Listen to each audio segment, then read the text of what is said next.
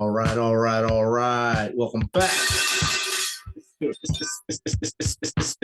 Fit Nation. Awesome.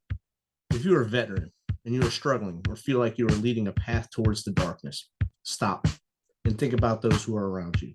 Think about how they truly value you, how they will miss you. You are not alone. You need to talk to someone. Someone will listen to you.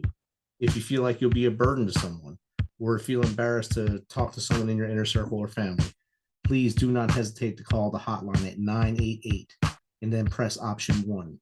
Do not make a permanent solution to a temporary problem. If you're a new listener, thanks for joining us.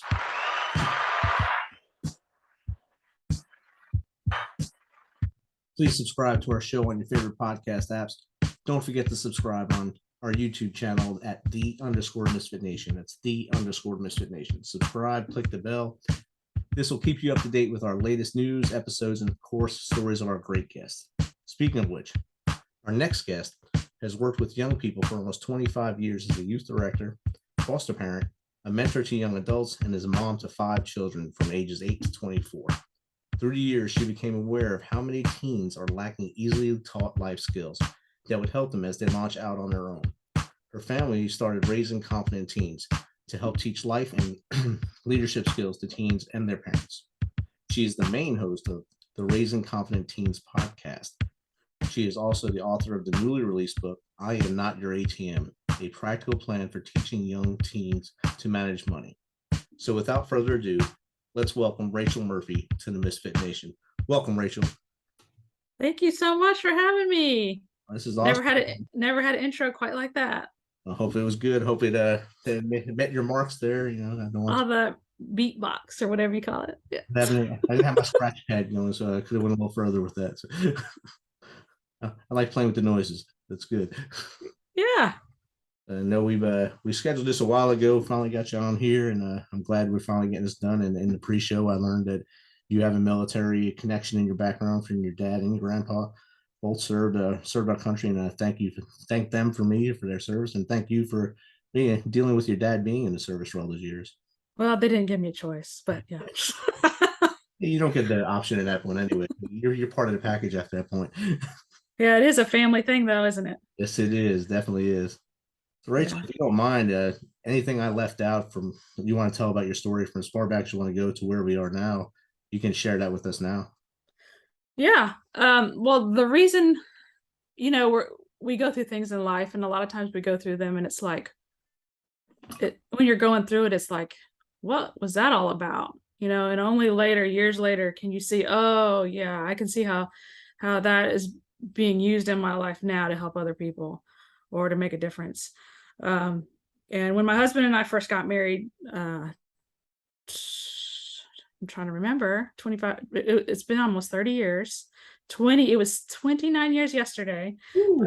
But shortly thereafter, we started our own business. We started a local internet service provider in our town. And that was back in the day when you had to dial in to the horrible, this crashing noise, and it like grating fingernails on the chalkboard. And back then, technology was a lot more expensive, and we got ourselves into a pretty big financial hole just trying to keep the business going. And just coming out of that, we ended up selling the business, but we ended up $50,000 in debt. And coming out of that, it was like we felt like utter failures. Like our business had failed, and then we went through the .com crash. My husband was in IT, so we went through 3 layoffs, and we lost a baby, and we were literally driving back. We had been working in California. We were literally driving back with our tail between our legs back home to Florida, September 11th. Oh wow. And it was like the whole country is falling apart, and we were falling apart, right? It was like a science fiction movie, like we're on the road, nobody's talking to anybody, there's it's like very reverent everywhere you go, and it's like it felt kind of like one of those science fiction movie where the apocalypse. but we determined that, we didn't know what to do. We talked to lots of people we respected, and pretty much everybody said you just need to declare bankruptcy. And we made appointments to talk to the attorney, but we just felt like we're not supposed to do this. And I don't judge anybody that has done that, because I understand how painful and stressed out you are when you're in that desperate of a situation. But we just felt like we're supposed to dig out, and we had no idea how we were going to do it. It was just sheer determination, and we're just like, because we had no jobs at the moment when we decided. And we managed to pay off that $50,000 in debt on, Keith couldn't find work, so he was driving a taxi cab for like six years. So we paid off all of that debt on a $30,000 a year income. And going through all of that, we were like, we don't ever want our kids to have to go through something like this, living in a bad neighborhood, driving $1,500 car, eating ramen noodles. So we're like, when they get older, we're just going to teach them, how to handle money and give them a really good foundation. And we didn't intend to teach anybody else that. Like, we felt like life and leadership skills for teens, that's something that's really lacking in our culture. And we just started teaching that and with our podcast and our community. And we were asking people, what do you wish you had learned growing up? And the number one answer we got was, I wish someone had taught me about money. And we had never told anybody our story. It was 25 years of no speaking about what happened. Like, we were so ashamed of what had happened to us and what we had been through. And so a couple years ago, we're just like, you know what, we just need to tell our story. So we told our story, and then we're like, let's just start teaching people how to teach their kids about money. And so we did a challenge in our group, and then we just said, let's turn this into a book. We're just going to teach people how we teach our kids. And that's how that all came about. 9/11, you probably felt the eerie, everything went basically dead silent for a while you were driving, I'm sure. And the eeriness and, like you said, the apocalyptic feeling as you're driving across country, basically you went from California to Florida, definitely across country. Yeah, we had actually flown in from China the day before. My parents were missionaries over there for 22 years, and we had a trip already planned. So we had gone, and then we had packed all our stuff into storage. So we'd gotten back into town, and we couldn't sleep because we were jet lagged. So we turned on the TV, and we see what's going on over there on the East Coast, and it's just like, wow, man, what else could happen? What else could happen? Yeah. And I guess it was kind of like your aha moment, though, that drive across and getting to talk to people when you got to Florida and get the advice to go through the bankruptcy and stuff like that. So although it was a low point for you, it was also an aha moment to teach you that life lesson at that point, and then start your battle out of that hole that you wound up in to where you are now. Well, we've been through a lot of really low moments, and like everybody goes through stuff like that. And you just have to get to the point where you realize that you can do more than you think you can. And failure is going to happen to everybody. It's not a judgment on you. It's just a lesson, right? It's a way that you're going to learn to be better and do better. Coming out of that, we're a little bit crazy, and we decided, let's build our own house. And we had no construction experience. We took a 2-day class. We flew to Seattle and took a 2-day class on log home building, and came home and spent 3.5 years building a house with our kids. And that whole experience was so healing for us.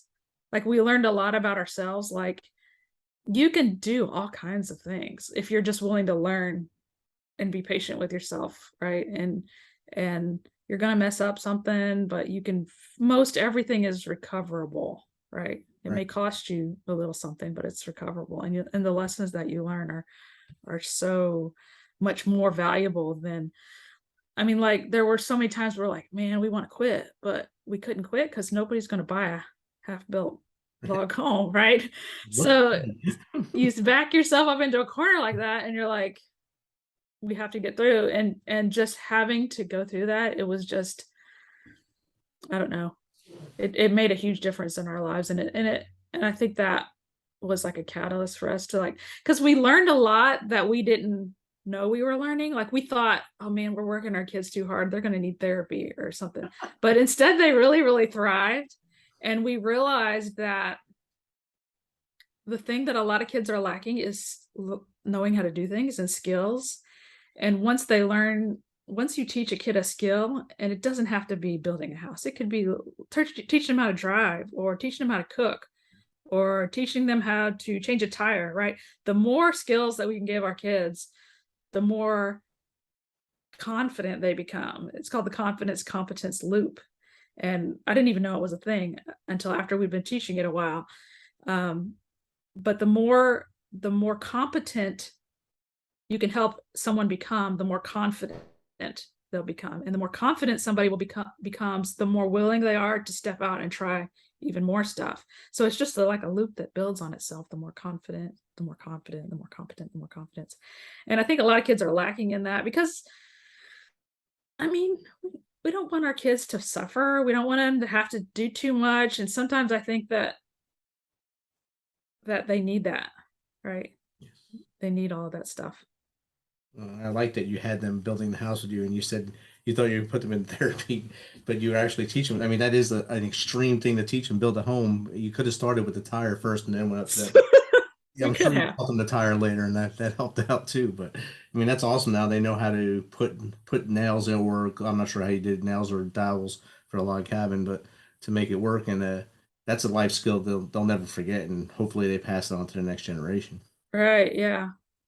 And we talked about money earlier, and a lot of families have this stigma that mom and dad will not tell the kids about what's going on with the money stuff because it'll make them, I guess, scared or think mom and dad are not doing well or something bad's going to happen. Why is that why you think people don't talk about it, or is there even a bigger stigma in there? I think there's a bunch of different reasons. A lot of people, it's like a taboo topic. Their parents didn't talk about it, so they don't know how to talk about it. Or they feel like, I'm not doing so well at it myself. Who am I to tell my kids anything, right? I'll just have to hopefully someone else will come along that will teach them something, right? Um, but the thing is, you don't have to tell your kids all the nitty gritty. You don't have to tell your kids how much you make. My kids don't know how much I make. It's the principles that you're teaching them. And you have to make it not a lecture. Like a lot of parents tend to revert to lectures, like don't go into debt, make sure you save some money. Like, what does that really mean? Broad, yeah. It's so like out there. Like, I don't know, how do you know when you've done it, right? Or how do you know when you get there? So how we teach people, I'm going to tell you how we do it. How we teach people to teach their kids is starting when they get to be like 10 or 11 years old, just start turning parts of the budget over to them that are related to them. So like we all spend tons of money on our kids all the time, and we don't even think about it, right? They just say, hey dad, I need money for this, right? And okay, here's some money. So there's tons of things you're spending them on. How about you start really, really small? Like, say maybe your family goes out to the gas station to get ices once a week. How about at the beginning of the month you say, here's your icy money, I want you to handle it for the month, and just let them get a little bit of practice. Like, instead of you being the one that always pays, they're going to have to start paying. And what happens if they blow it on something else? They're out in icy. What happens if you don't teach them and they get out on their own? They'd be $5,000 in credit card debt really fast, Jesus, right? college, yeah. So we do that. We start out small, but then every year we add more categories and they get a bigger salary. So by the time they graduate, they've been working a budget for years. They've been doing clothes and toiletries, makeup, gasoline, school supplies, school lunches, birthday gifts for the friends. There's so many things that we spend on our kids that could be a learning lesson. And they're interested in it because it's something for them, right? Right. And there's a lot of talk about putting financial literacy in schools, which I think is a great idea. But what does that mean? It usually means a half of a credit in Yeah. high school, right? So if I were to teach you something um in ninth grade, right? Teach you how to make a budget one time in ninth grade. Are you going to remember that 3 years later, 4 years later when you get out on your own? Probably not, because you teach me how to do something on the computer and I won't remember next week, right?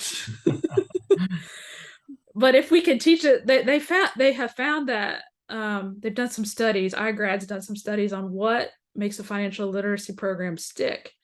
And the three components they found that really make a difference in kids is it relevant? Is it something like, if I'm going to talk to you about retirement, that's really not that relevant to you. But if I'm going to talk to you about, hey, you're going to save some money for your first car, that would be a little more relevant, right? Is it relevant? And is it repetitive?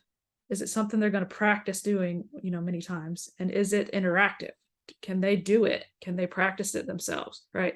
So the lectures, we do it in classroom. John has $1,000. He puts it in the bank at 10% interest. How much money does John have in a year? Well, that is just a word problem. That has no relevance to their life. But if you were to say, here's your clothing money for the month or for the season or whatever, however you want to do it, they're going to be a lot more aware, because, hey, if I save it, if I get this clothes on sale here, then I'll have more money later, right? But if you're just paying for it, it doesn't register with for them how much you're spending, or they're not looking for sales, right? So they get a lot more aware. Like one of my kids, we were on vacation a few months back, and he's sitting in the car. My husband went pumped gas and then went in the gas station, and my husband was like, I'm feeling tired, I need to get a coffee. And my 14-year-old sitting there, and he's like, why didn't Dad go over there to McDonald's? It's $1 a coffee. Right. So they're a lot like we go out to eat, they have a restaurant, they get a restaurant in their salary, because they've been doing it a long time. I wouldn't start out that way, but and they'll be like, I'll have water, right? Whereas if mom says everybody's getting water, because you got 5 kids, Yeah. sometimes you got to do that. If mom says everybody's getting water, it's like, man, you feel like they're mad at you. But when it's their decision, it empowers them a lot more. And they love the control. And the light goes on to why mom does it at that point. Yeah, like, oh, that's why we get water sometimes, right? You get that one ice cream at the end. I understand now.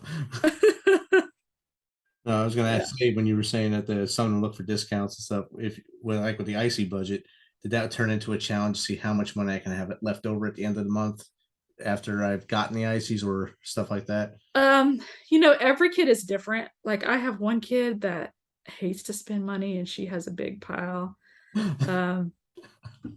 She does occasionally go out. She's 16. She does occasionally go out to lunch with a friend or buy clothes and stuff, but she's very, very mindful about, because we match the first car up to a certain amount. Okay. So, and she just got herself a Dodge Dart. She's getting a paint job this week, and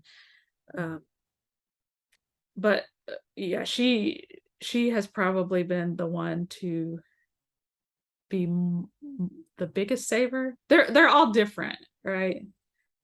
Some of them is like easy come, easy go, but they're learning the lessons, right? Right. So I'm out of 1 week left, mom. I'm out of everything. I'm sorry. oh, mom doesn't bail out, right?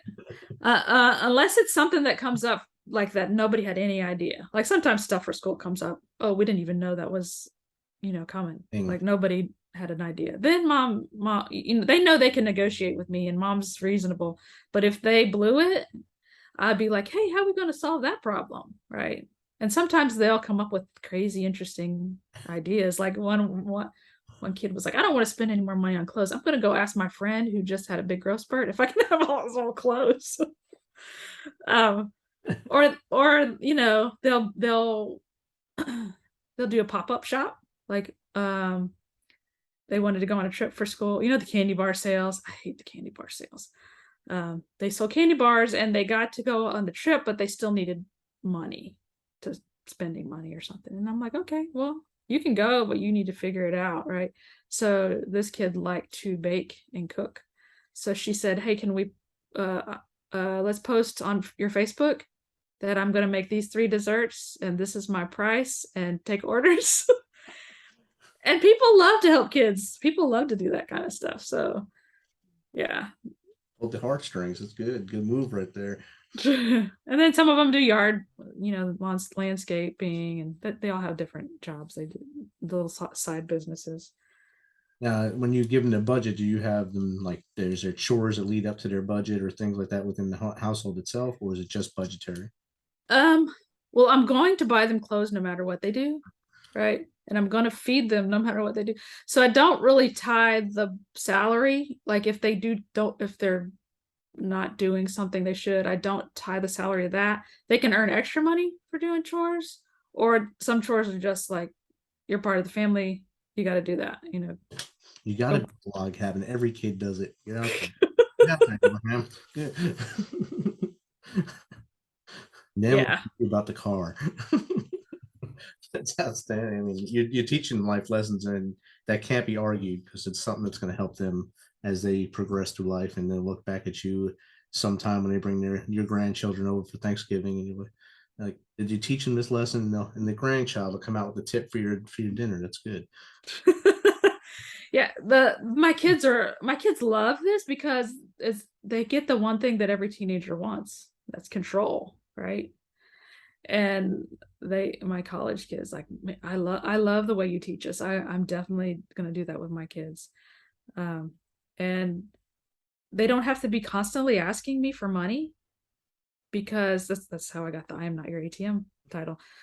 Because what kid really wants to have to, let me go ask my mom and dad if I can, you know, it makes them feel more mature, and it gives them the opportunity to practice adulting, because we don't give them enough chances to practice adulting really Right. while they're in the house, where they're going to mess up. I know they're going to mess up, but it gives them a safe environment that if they mess up, the stakes are not that high, right? If I don't teach my kids this, who's going to teach it to them, right? Because they're not going to go ask for help.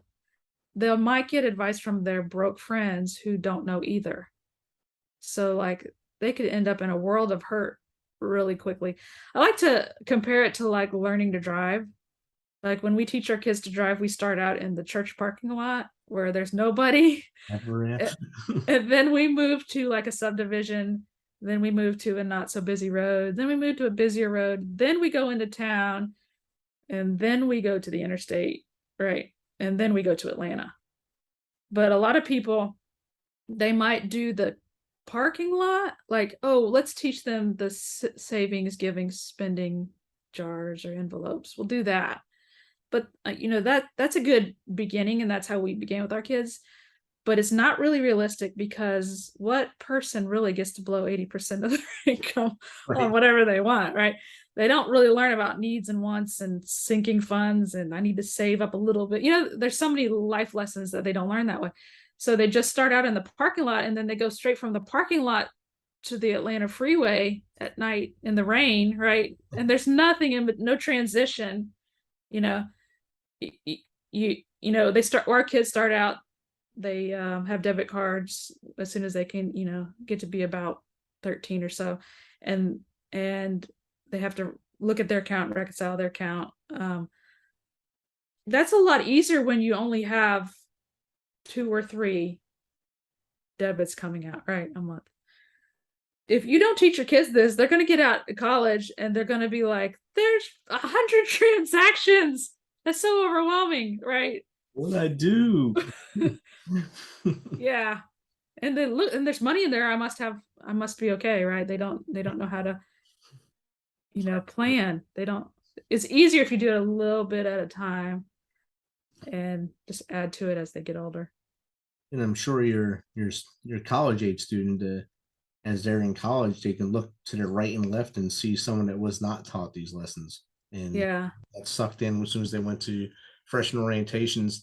And I'm sure they saw the credit card hawks that are there. So you need this credit card to make it through college and sign up for this. And they went right ahead and signed up for it. And then they're upside down before they're a sophomore in college. Yeah, you see that a lot. It's not as bad as it was our generation because they're not really allowed to do the thing where they, oh, you get a free pizza at the, you know, but they're allowed to be right outside the campus and they're allowed to mail you. They still mail in the credit card offers. Um, yeah, but I've heard of so many stories of kids having to quit school because they got themselves into a lot of, credit card debt, and And, it's so easy to do. and Right? especially if you don't have any knowledge as your background, saying this is a definitely red flag. I shouldn't do this. Yeah. If no one That, tells you that, it's oh, this is free money. This is awesome. yeah, or I'll get that good job when I get out and it'll be all perfect. I think, if you don't know how to teach your kids about money, it's okay. Your kids know whether you know enough about money or not.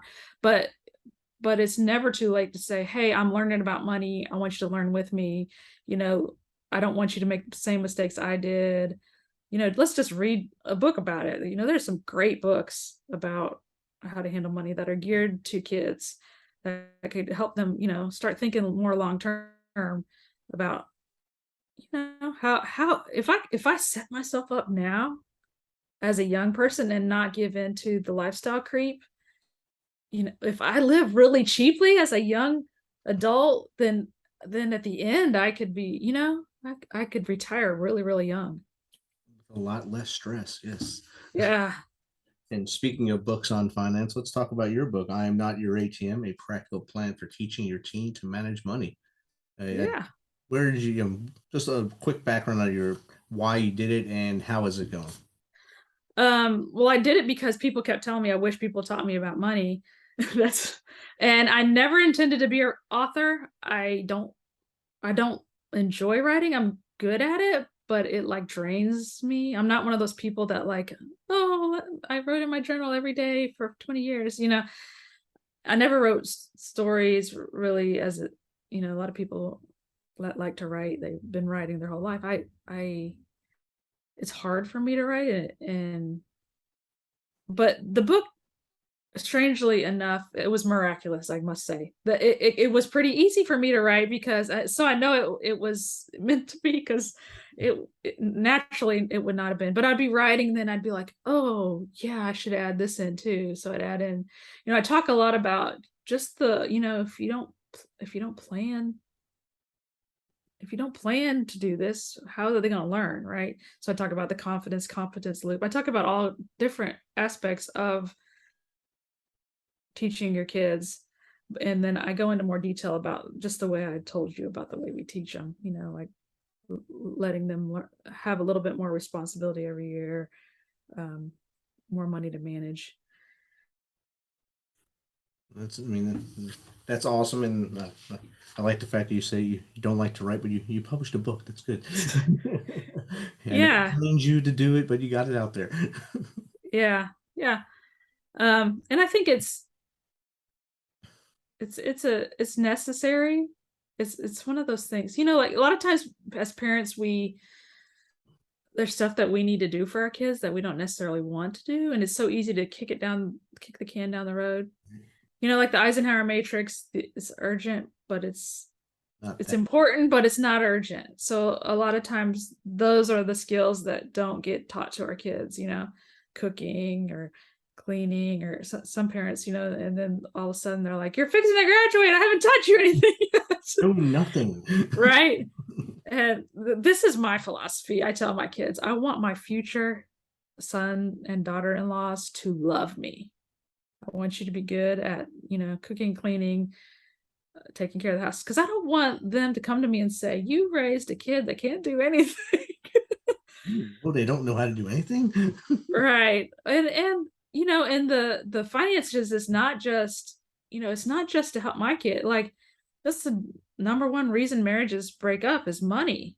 So if I can help my kids learn about money, then not only will they have better marriages, but my grandkids will grow up in a better environment. They don't have to be in a divorced house, with shuffling from parent to parent. That's such a hard life.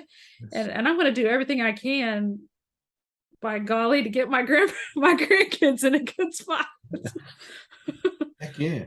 I don't want them to come live with me, right? I don't, no. On the weekends. Yeah, they need to go home. I want them to come visit me. I just don't want them to live with me. I'll have the grandkids log cabin kit waiting for them. Yeah, that's a good idea, actually. Right. Rachel, how does someone get in contact with you to either have you on to their show or even to learn some more about your book? Yeah, well, I'm on Facebook and Instagram under Rachel Murphy Coaching, but I'm going to set up a page just for your listeners. If you go to rachelmurphycoaching.com/misfit, I'm going to have a link to our Raising Confident Teens podcast, a list of my top 3 favorite finance books for teens, a spending tracker. So if you're like, this is really interesting, how would I go about doing that? I wouldn't run out and tell your kids, hey, I've just come out with this new idea of what we're going to do. I want you to like think about it for a little bit.